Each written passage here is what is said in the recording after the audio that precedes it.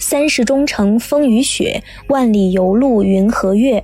雪山可以崩塌，真正的汉子不能倒下。大家好，感谢大家收看今天的节目。今天的节目里，小编要给大家介绍的是一位平凡的英雄，但他的故事却震撼着一代又一代的世人。他被誉为中国最孤独的男人，他的名字仍会让人觉得陌生，但他的存在却贯穿了一个时代。今天就请您静下心来听听他的故事吧。穆里，一个以藏族为自治民族，包括弥、汉、蒙古、纳西等21个民族的自治县，是中国仅有的2个藏族自治县之一。英国作家詹姆斯·希尔顿曾在小说《消失的地平线》中将这里首次命名为香格里拉。然而西式的美丽走近却是贫瘠闭塞。穆里1994年被确定为国定贫困县，2001年被确定为国家扶贫工作重点县，2017年被确定为深度贫困县。由于不通路，贫穷像一根刺将人们钉在崇山峻岭间，车开不进来，运送东西只能靠马匹沿天险跋涉。深山邮差就是14万百姓与外界的唯一通道。1965年11月，一个料峭的寒冬，穆里一户贫苦的苗家，一名男婴咕咕坠地。他被取名王顺友，父亲是个深山摆渡人。童年时他便很少见到父亲，每个月父亲都要接2趟差，一走就是半个多月。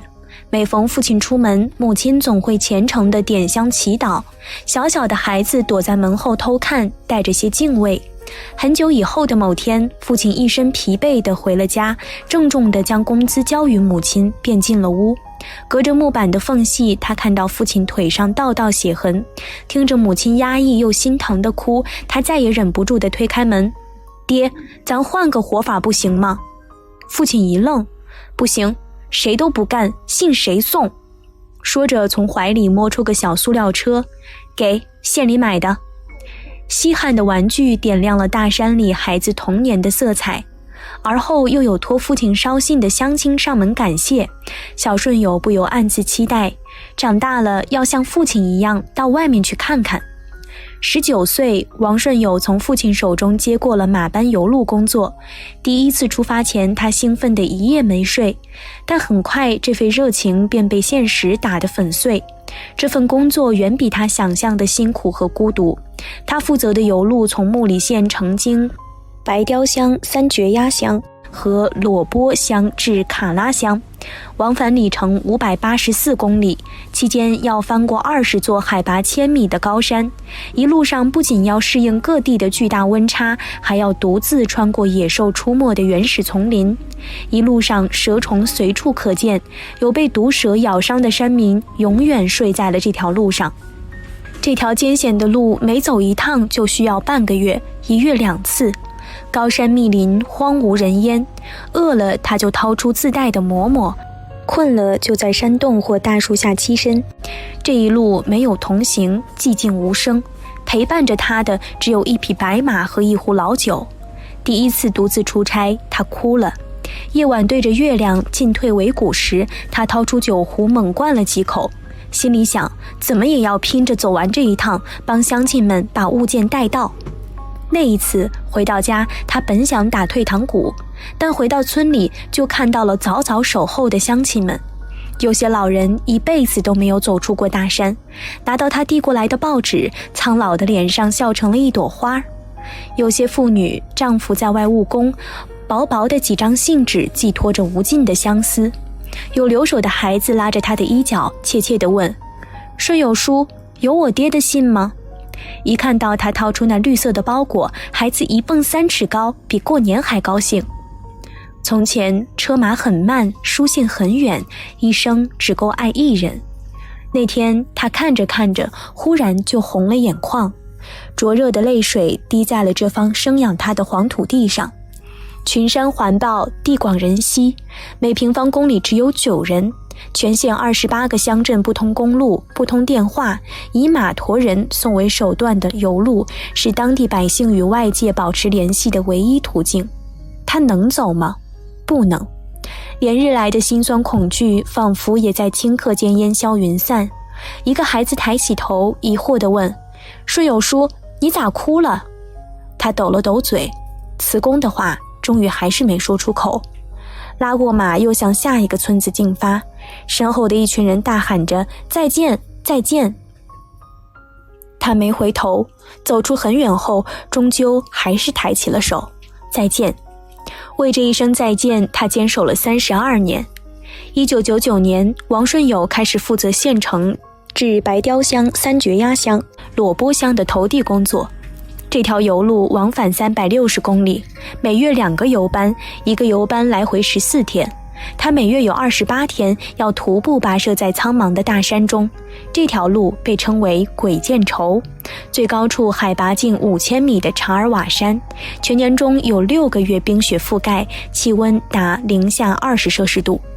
而走到牙龙江河谷，气温又高达40多度，酷热难耐。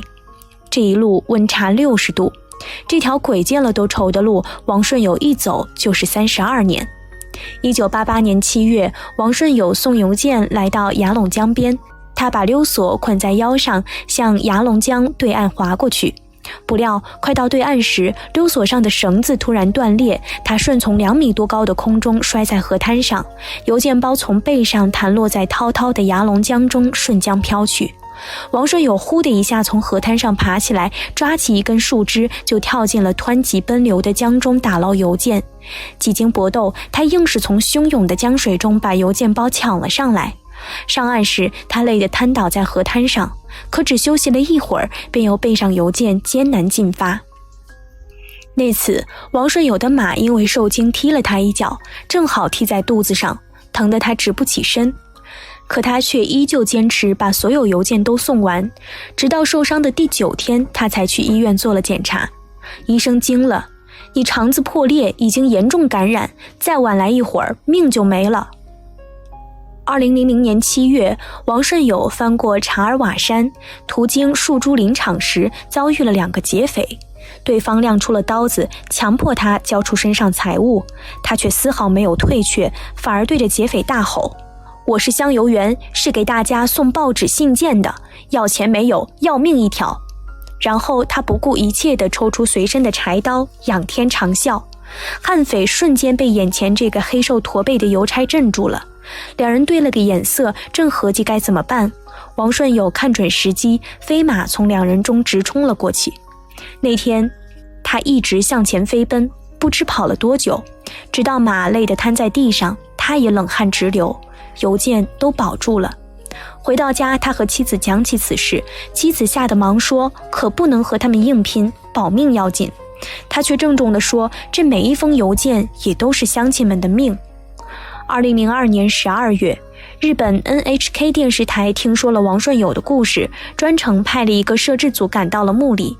他们原计划用4天跟拍王顺友的工作，结果一行日本人全副武装，只走了80多公里，就累得纷纷倒在了地上。最后实在走不了，他们只好坐车返回了墓里，然后转到西昌，过缅宁，再经甘孜州九龙县，终于到达了裸波乡。这一圈绕行了700多公里。出发前，他们打赌看谁先到裸波乡。日本的记者摄像自信满满地上了车，然而好不容易开道时，王顺友已经牵着白骡在那里等他们半天了。日本人都震惊了，问怎么做到的。其后他们看到了王顺友的日常：冬天一身雪，夏天一身泥，饿了就啃几口青稞面，渴了就喝几口山泉或吃几块冰。这数十年游路的寂寞无人诉说。万家灯火时，他独自蜷缩在山洞、树林或冰天雪间。雨季来了，几乎没穿过一件干衣服。常年风餐露宿，他的身体早已千疮百孔，胃病、心脏病、肝病、关节炎。那年刚37岁的他驼了背，皱纹爬满了消瘦的脸庞，看上去似乎50多岁了。日本女记者哭了，问他为什么还要坚持。王顺友却笑了，他说：受人之托，忠人之事，这是中国人的信义。2005年1月6日，王顺友送完萝卜乡的邮件，准备返回白雕乡时再次遇险。当时他刚要上横跨牙龙江的吊桥，吊桥的一根钢绳突然断了，整座吊桥翻了180度。走在他之前的一个马夫和9匹骡马全部坠江，瞬间就淹没在湍急的江水中。紧随其后的王顺友吓出了一身冷汗。有人问他：“你害怕吗？”王顺友说：“哪个不害怕哟？但人总有一死，如果是为工作而死，也值得了。路的尽头还有路，山的那边还是山。